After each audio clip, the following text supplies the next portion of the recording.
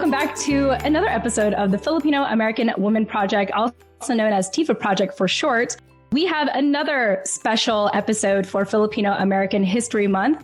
And if you find this conversation very compelling, remember, we have a phone number. You can either leave us a voice message or a text message. Either or is fine. I don't say call us because there's an unlikely chance that we're not going to pick up because we're millennials and we don't do that.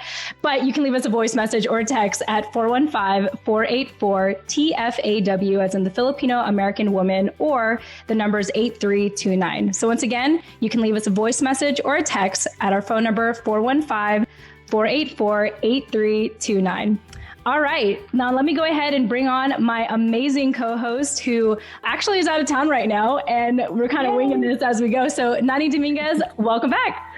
Thank you. Thank you. Hello, everybody. Yes, and we are excited to bring on one of our amazing ates. This ate was in high demand to really be on our show, and we've heard about her through space. So Nani, why don't you share with me or our listeners a little briefly about how you heard about Allyson here before we officially bring her on, and what compelled you to reach out to her? We have gotten a bunch of referrals and requests for Allyson to be on our show. So lots of people are curious about your story. Two of those people being previous guests that we've interviewed on the show, JL, which was episode 16, I believe, and Nicole, who was episode 71 or 72. And then in addition to that, my cousin, Kiani, she was a member of the PEP program that Allyson runs that I've heard so much about, and also is a mentee of yours. So yeah, we're very excited to hear your story and also share it with our listeners here. Awesome. Well, thank you, Nani, for giving us a little backstory as to why we have her on. So without further ado, we have Ate Dr. Allyson Tintiangco-Cubales. Ate, welcome to the show. Oh my gosh, thank you for having me. I really appreciate this. What an honor to be on a show with two Pinay hosts. That's fabulous. Yes. I get to see this often or hear this often. So I just really appreciate both of you. I love the sisterhood between the two of you too. Thank you. Yeah.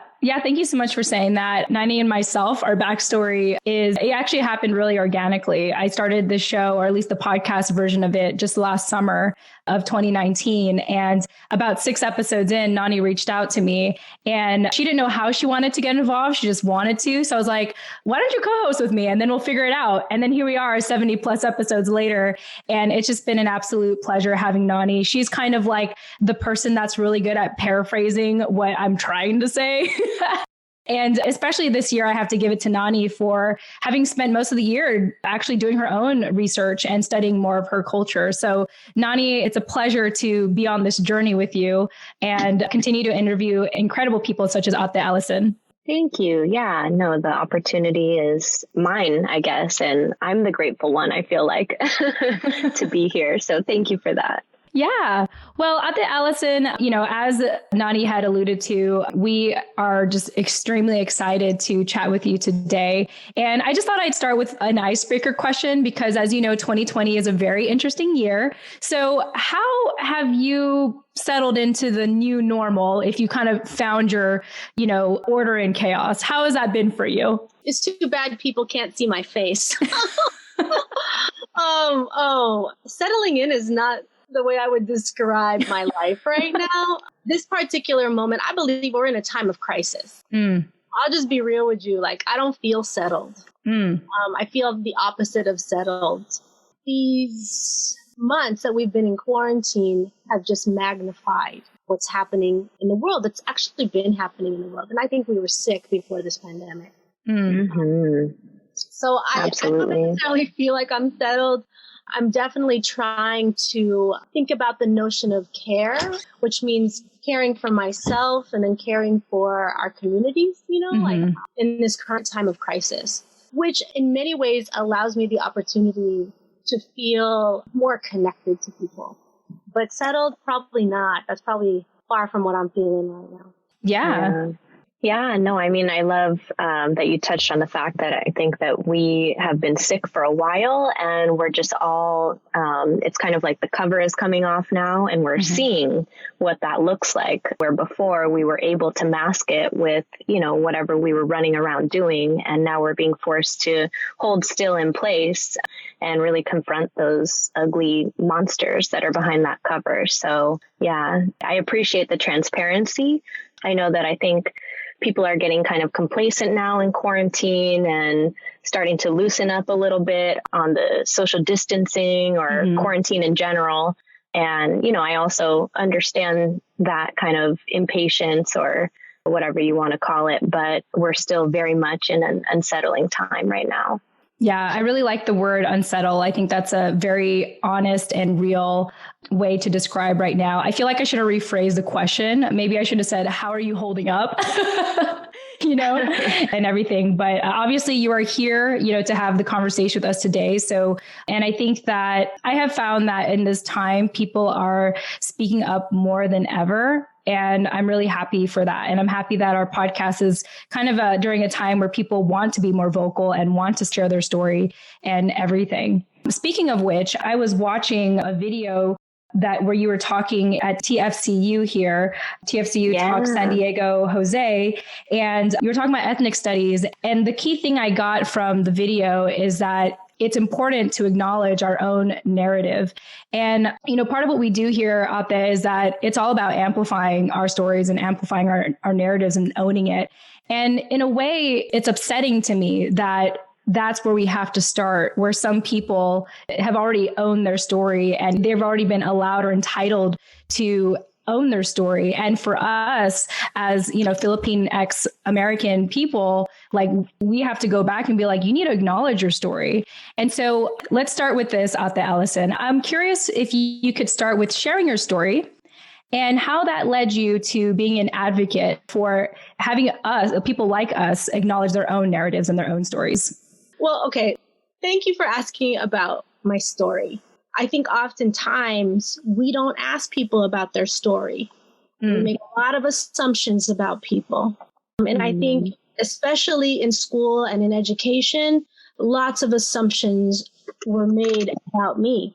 And so I think about when you ask me that question, it's kind of emotional because I feel like our stories are the one things that belong to us, our experiences. And when those are not acknowledged, then it feels like we are of no value. And so I appreciate the question around story. And so for me, when I think of my story, I mean, I could give you a really pretty picture of how I ended up as a professor. That would not be the truth. That would be so far from the truth. Be real with us. You know, like shoes are off, or chinelas are off. Shoes are off. Yeah, shoes are off, right? No, we got wine on the table, figuratively speaking. Like, I want the down dirty. I want the truth. I'm actually a tequila girl, so we'll see. Okay, that works too. That works. We can do tequila. The Casamigos shots are on the table. Okay. Don Julio. Yeah. Okay. Just teasing. So yeah, putting everything aside and just saying for real, you know, I really have a love-hate relationship with education. And what I mean by that is I feel like I owe it to my teachers. You know, I really do owe it to my teachers. The ones who hated me, you know, like I owe it to them to be able to say that who I am today is because of them. Yeah. And what I mean by that is like I had most of my teachers hated me. Wow. But I had one teacher who loved me. It took one teacher. And I was at a community college called Ohlone Community College. By the way, we're on Ohlone land. And so I just want to make sure that I acknowledge, you know, like we're on stolen land. Or I'm on Ohlone land. Yes, I am as well. Okay, nice. So I just want to acknowledge that. I went to Ohlone College. Because I couldn't get into any college. Because when I graduated high school, I think I broke a 1.83 average at some point. Yeah, nice. I did graduate though. Like I was to graduate. I took high school, summer school. You know, like I did everything I could to graduate just so I could party with my friends, though. You know what I'm saying? Yeah. Like, that's about getting the degree. I ended up graduating. And then I couldn't really get into any college. My mom said I had to go to college. She said, you need to go to college because you need health insurance. Let's be real. And you need to go to college to get health insurance. And the only way you're going to get your ass some health insurance is if you go to a community college, take 12 units and get on your dad's health insurance. Like she was just being real with me. And my dad was a janitor at Kaiser Permanente. And that was the best thing that he could give us was the health insurance on his plan. So that's what I did. I went to Ohlone College, took 12 units and turned it in to my dad and, got health insurance. I happened to land in a class though, this class called Ethnic Studies, Introduction to Ethnic Studies. And I was just taking that class because I was trying to get units and it said transferable. And someone told me at some point that when you go to a community college, you should take courses that are transferable. So I just took that course randomly and I took it with my friends. And so, hanging out with your friends at community college is like extension of high school, right? So we were just in that class, having a good old time. And that's the thing is I wasn't really there. I didn't have any intentions, but boy, did my teacher have some intentions. He wanted to make sure that every single person in that class knew about what was happening in the world.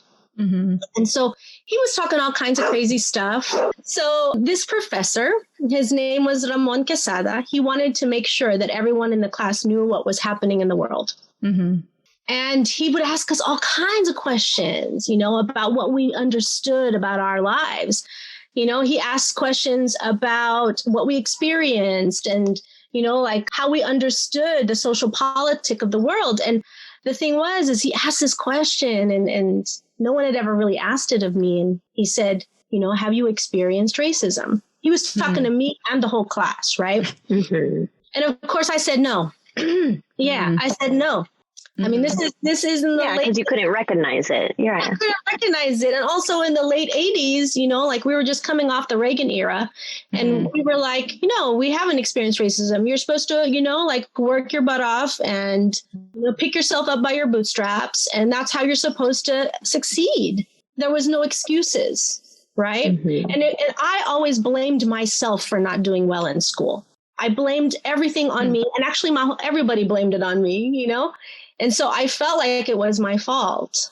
And I think sometimes we impose that on our children now. But so blaming, there's a lot of blaming on myself. I really felt like I didn't have what it took to do well in school. But this professor seemed to think otherwise, right? So along with telling us that he said, you're all wrong. When we said, no, we haven't experienced racism, he said, you're all wrong.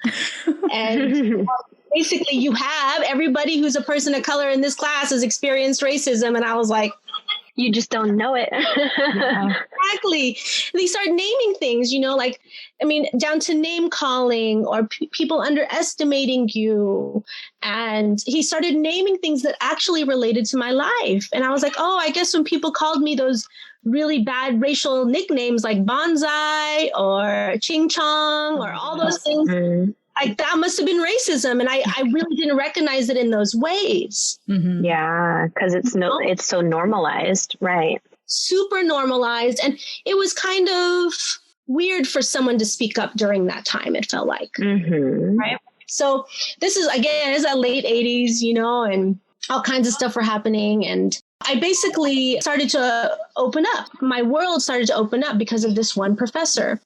I wrote a paper in that class. I don't know if when you saw the TFCU video, I talked about it a little bit, but I'll talk about it here too, I wrote a paper in that class about racism after they explained what it was.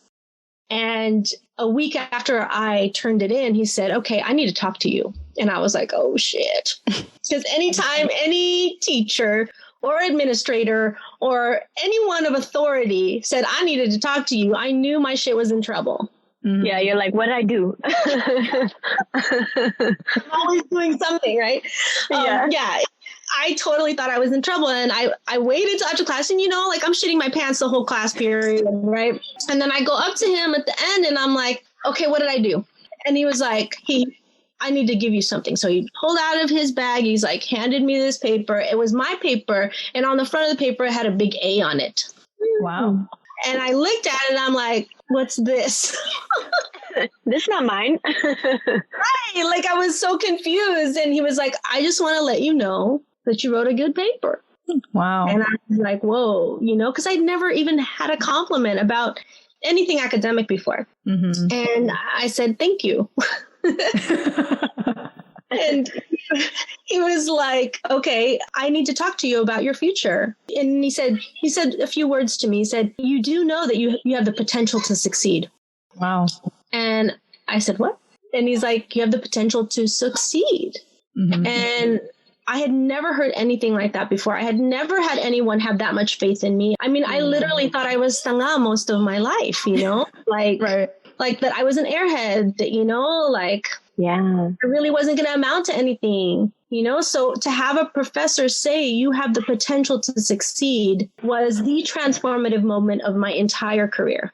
Mm-hmm. Wow. I mean, just coming from like being around a lot of your teacher haters, just not believing in you, or you're always feeling like you're in trouble, to having this one out of nowhere give you an A and even tell you that you wrote something good and said that you have potential, must have been just mind blowing for you. It was mind blowing at the moment, but when I think back to it now, it really is the magic. Like when I think of why I work with teachers every day of my life, like because I believe they are the X factor. Like they have the potential. I'm sure that both of you had a great teacher, that at least one that had some faith in you, that allowed you to think about yourself with value. Yeah. There was something else that you had said in the TFCU Talks YouTube video that my cousin Kiani had sent me.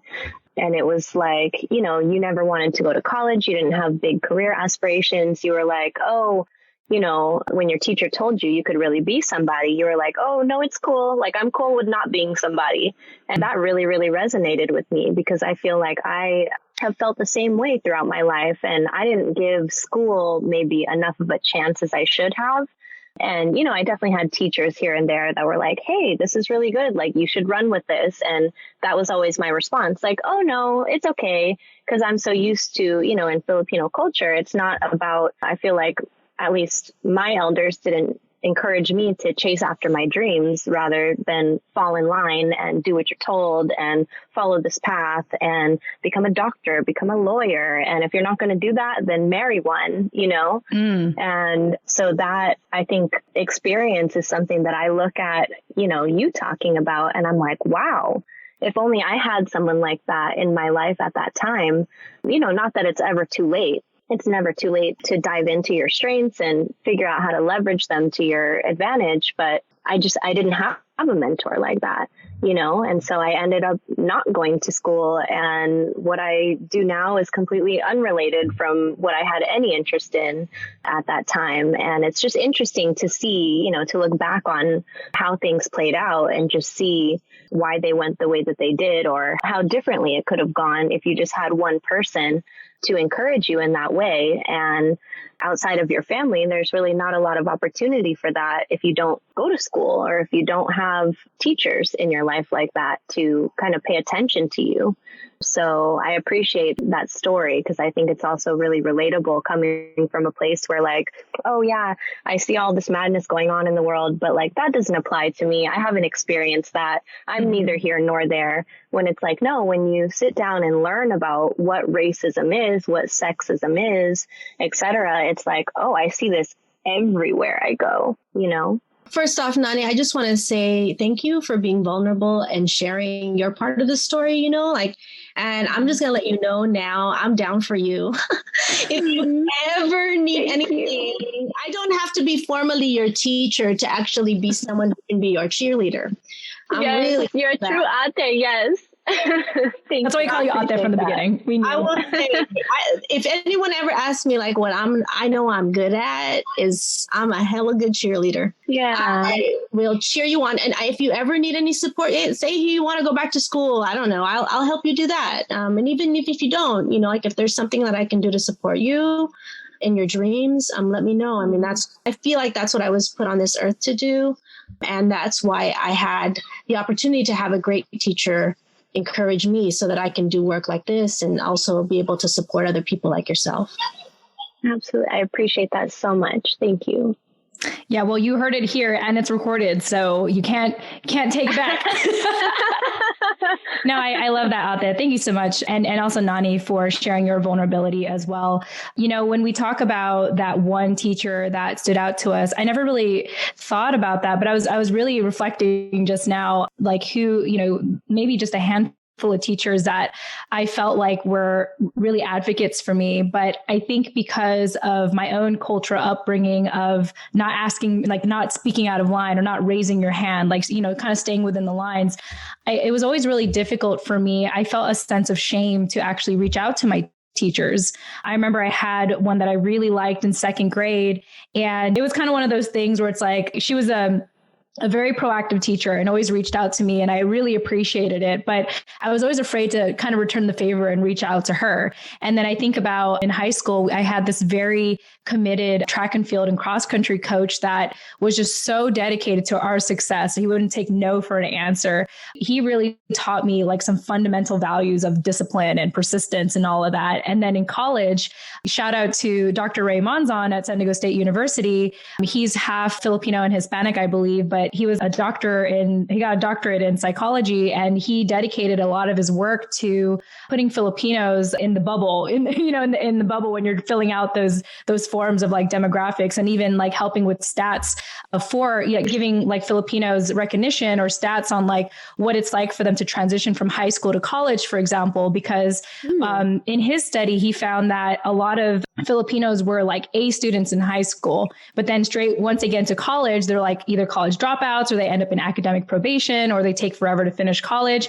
And it's because there's like a shift that happens where I think, from high school, you go from sort of a place of order to college where you have the sense of freedom for the first time in your life. And it's just a different thing to balance there. I could be totally butchering the whole study, but the point is that I just think about these key teachers that really resonated with me. And I think he was one of the few that I actually did sort of talk to a lot, but just that whole fear of like, oh, am I allowed to reach out to them? I didn't realize you're allowed to do that with your teachers. And if I were to go back to school, I would be like such an engaged student. Like I'd be raising my hand, sitting in the front row. Like if I were to do it all over again, knowing what I know now, it would be different. Yeah, I would be a much better student. But I had a lot of shame just growing up in the school system. I honestly did. Yeah. And I like to jokingly say that I'm a master's dropout because I got accepted into my master's program, but I never went through with it.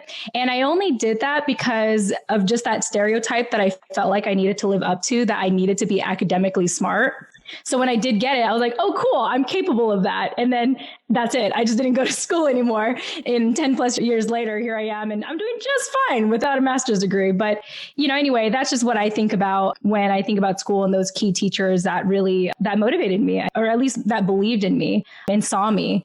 And I think, even just one professor really makes a difference. I totally agree. I totally agree that it takes one professor, it takes one teacher, and it takes one person, to tell you, hey, like you're worthy. Mm-hmm. You are somebody, like I think that's really important. And I oftentimes hope that I'm that teacher for people. Yeah. That I'm the one who gets to tell them every day, like that you're worthy, that you're smart, that you have the potential, that you're loved.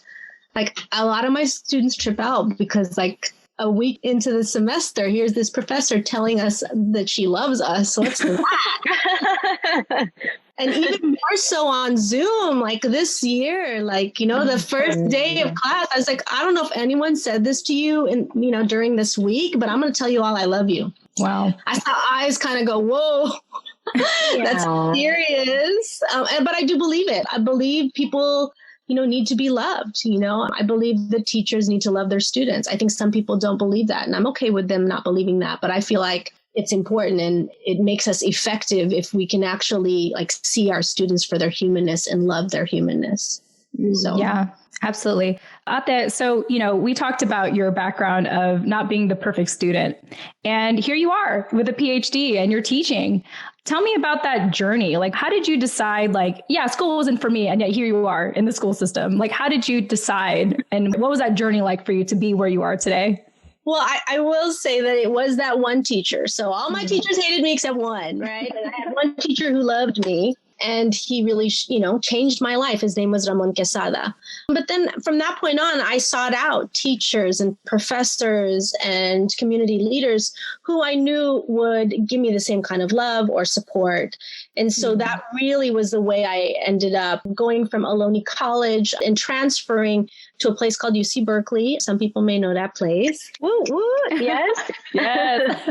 And I mean, imagine that, like this, the young Pinay who everyone thought was going to fail ended up at a place called Berkeley. And I did not change that much. So I was still, Good. I think there's a word now for people like us, like ratchet or something like that. But then I was still the same kind of cray little backtalker. I talked back a lot. And it's so interesting because I think about that experience. I'm like, gosh, luckily I wasn't scared to talk back, I was definitely, I think when you were talking about not approaching the teacher and, not wanting to make any trouble, that kind of way, right? And we're taught that way. Even my parents, taught me that. My mom especially was very much don't rock the boat, and there's something to that, right? Like, I believe what I learned from my mom was humility. The danger in that is when I took humility to self-deprecation. Another level, right? And then when I would get into spaces like Berkeley, I would take that into feeling like I was an imposter. Yeah. So this idea of the imposter syndrome or imposter's phenomena that is out there, feeling like I was not worthy, right? So I think it's okay to be humble. It's good to be humble. You don't want to be bragging about all your shit all the time, But I also feel like humility is one thing, but taking it to the point where you feel imposter is dangerous. Yeah.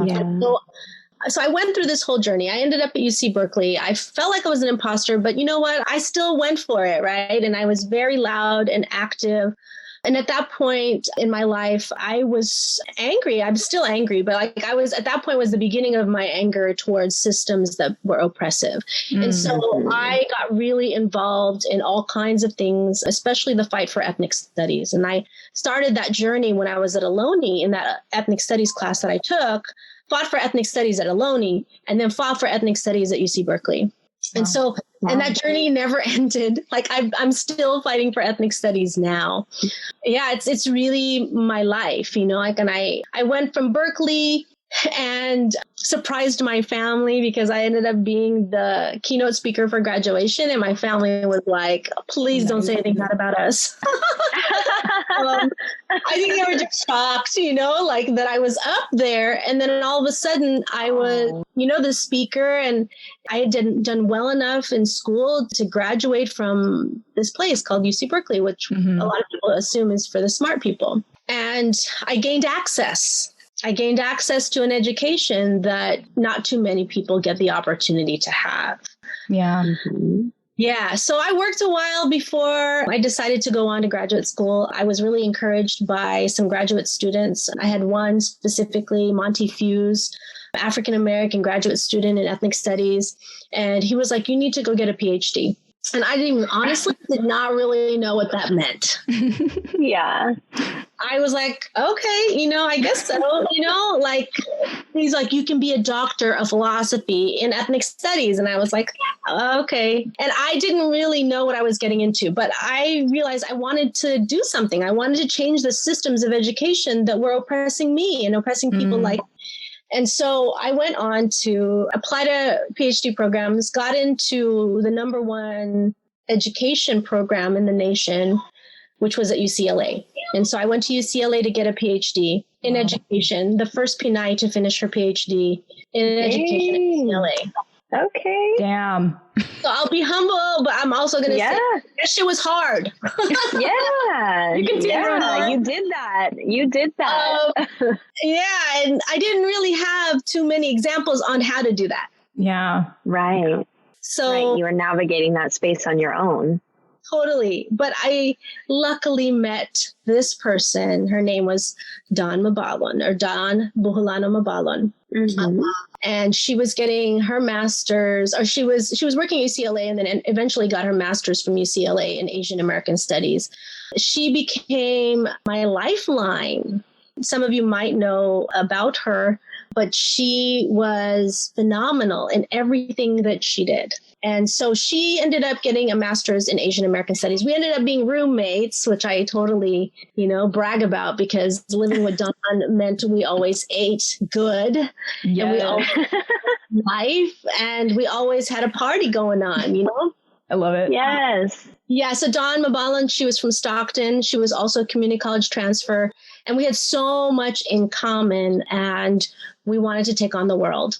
So she was literally my roll dog, or whatever you want to call it, like my homie for life, my BFF that I met at UCLA. And that's actually, I owe it to her that, that I was able to get through such a difficult program and such a hard situation, being very much alone, in that process. So I don't know if you all know Dr. Dawn Boholana Mabalon, but she was very much instrumental in creating Filipino American History Month. And she was one of the people from FANHS that really made that happen. Okay. She was the one who emphasized history, not heritage. This is History Month. This is about our histories, our stories, and so that really kind of brings us full circle. If you didn't know, the two of you, if you didn't know, Dawn Mabalon, Dr. Dawn Boholana Mabalon passed away in 2018. Oh my gosh. No, I didn't know. She was very young, and it was traumatic in my life and the life of many. But her contributions are immense. Like, we can't even measure. Immeasurable. Yeah. Immeasurable. Yeah.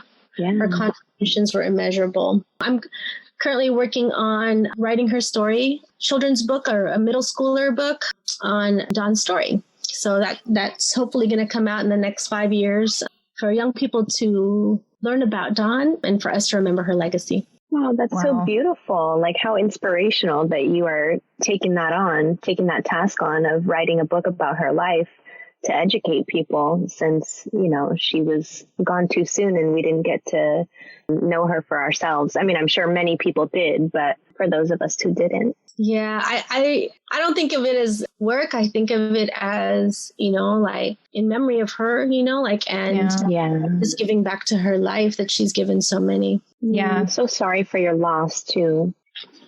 Thank you. Yeah, I appreciate you sharing that story out there. And it's an honor to know that, in talking to you and knowing that you were associated, with someone who created history for us, because Nani and I had recently learned that Filipino American History Month is still pretty young. Like, it was established, I believe, in 2009. And so from what our understanding from the FANHS website. And so it's so great to know someone who knew someone who was really a part of that change. Definitely Dawn was part of that. Also, I should mention Fred Cordova, Dorothy Cordova, Emily Lawson, Joan May Cordova. All those people really were at the forefront of Filipino American History Month. Wow, that's amazing. So as we know, the theme, according to FANHS, and if people are wondering what FANHS is the Filipino American National Historical Society. The website is FANHS-national.org. And also include that in the show notes for any of you that want to learn more about FANHS. So this year, the theme for Filipino American History Month is the history of Filipino American activism. So Ate Allyson, I wanted to ask you what this month means to you, particularly because it's specifically about activism. Ooh, that's a good question. I would have never thought to answer, what does this month mean to me? First off, I think Filipino American History Month is always about activism.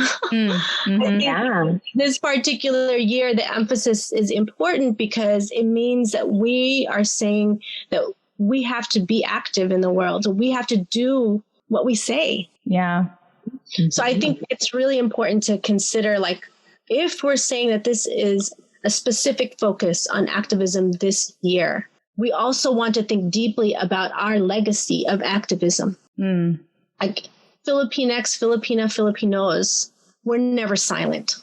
Even though, like, I think we're always seen as such, or Asian Americans are seen as apolitical, I don't think that is correct to identify our community as such. We have been active for a very, very long time, and we've been fighting all kinds of things. We would not have ethnic studies if it wasn't for people, including Filipinos, Filipinexes, fighting for ethnic studies since even before the 60s, specifically, though, in relation to ethnic studies, the establishment of ethnic studies at San Francisco State. Filipinexes were involved with PACE, the Filipino American Collegiate Endeavor, that were then involved with the Third World Liberation Front. So I think those moments, like where we were already involved. I also think of the current moment where we are fighting to be activists. Yeah. I think at this particular moment, activism is seen as terrorism. Particularly in the at least to Duterte, yeah. Right? So I think it's really important to consider when we say that this particular year we're focusing on activism, we're actually focusing on radicalism. We're focusing on saying, hey, you know what?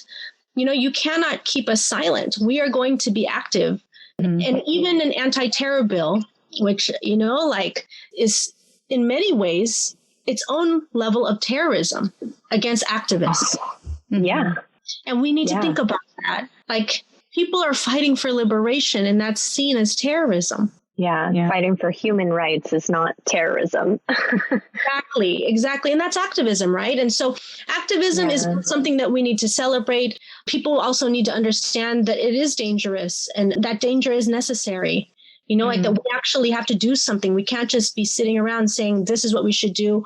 Or to be quite honest, I love that people are posting a lot of things, and this generation is doing a lot of great stuff on the web and all these different apps. But we also need to make sure that we understand that we can't just be symbolic about our activism. Wow. We have to embody activism. We have to understand that it's going to require us to go in and change policy. It's going to require us to go in and change the people in power. It's going to require us to go in and really think about how do we change systems that have been consistently oppressive to people like us. Yeah. We have to show up. We have to show up, and we have to make real change. And it's not just about posting stuff. I appreciate a good post, out on the internet. I love it. I'm like, oh, that's a good post. But I really have to say, we need to grind. Every single day, I work with people who are grinding in the classroom. For me, that's activism. When you get radical teachers grinding, working their butt off for the students so that they can build spaces where young people and not so young people can become well, or can become whole, or or have moments of healing. To me, that's activism. And so although I believe it's important to go out into the streets with a picket sign and say, look, this is what we believe. To me, that's activism. But activism is also what happens in our classrooms. And sometimes it happens on Zoom. And a lot of times it happens when we are fighting, against policies that have been oppressive, or it means that we have to fight for policies that are not oppressive, so I think it's really important to consider, what are we going to do? That activism has to go beyond symbolism. We have to do something that is actually going to create change, and real change for our communities, because our communities are suffering. And our communities are being attacked, and our communities are experiencing state-sanctioned violence. To me, there is no reason for us to sit back and just say, okay, that I'm just going to let this happen to me. We can't. Activism means we need to be active. We need to do something. Yeah, there's the word active in activism. Sorry, I'm getting all warm right now. I absolutely love it. Please keep going. I appreciate the candor, because I think that our community sometimes needs to hear this message. I think that we've said this message in so many ways, so many times, but sometimes it takes that kind of tone and that kind of attitude for people to really wake up and be like, oh, so posting memes is, educational and all, it's informational for the community, but also plug in whatever space you're already in. It doesn't have to be, activism doesn't have to be an inconvenient thing that, sucks life out of you. It's like whatever your current space is, whether that's academia or your workplace or whatever, your family, even social circles, apply it, in real life. The stuff that you're posting about, apply it, like do it. Mm-hmm. Yeah, exemplify it. And so I appreciate that passion that you have. Yeah, for sure. Wow. I mean, I think this is a great way to wake people up or get them fired up, to take action and really take advantage of the word active and the word activism. Allyson, it's been such an absolute pleasure speaking with you today. Again, just like what Nani said, I appreciate your candor, your openness, your transparency, your heart, your passion in what you do. Just like at the very beginning, we called you out there for a reason. And I think you really showed that to us and to our listeners today. Before we go, any parting advice or words of wisdom that you want to share in theme of the history of Filipino American activism? How much time do I have? It's up to you out there. We're on your schedule. Yes, I'm messing with you because, I got all kinds of stuff to say. It would be wrong for me to be on a show with two Pinays and not talk about Pinayism. Mm. Mm-hmm. Although I appreciate, the focus on my story and all of that, but I want to just come in a little bit and say that I appreciate the two of you because what you all are doing and who you're highlighting on these shows and bringing Pinays, to the forefront, that's Pinayism. Mm. And so I say that because it's really important for me to acknowledge the beauty in the work that you're doing. So I'll say Pinayism because Pinayism is really important to identify. Mm-hmm. And I'll state it for you because sometimes people don't know what Pinayism is. And it's something that it's 25 years old. Pinayism is a 25-year-old concept that I helped create 25 years ago. Which you coined, right? I coined, but I didn't create it on my own, so okay. I'm not going to play Give like credit that. Where credit's due. Yes. So I will share it with you just so that the listeners will know what it is. And I won't talk a lot about it, but I'll at least share a little bit because it wouldn't be right because we're three Pinays sitting on this call, Yes, so, that's right. Pinayism is this radical Pinay sisterhood. Mm. Okay? So that's where it all begins. This radical Pinay sisterhood that connects three things: the global, the local, and the personal stories. Wow. Of Pinays, right? So the stories of Pinays, but our stories are so diverse, right? So our stories are about struggle, they're about survival, about service, about sisterhood, and about strength. Mm-hmm.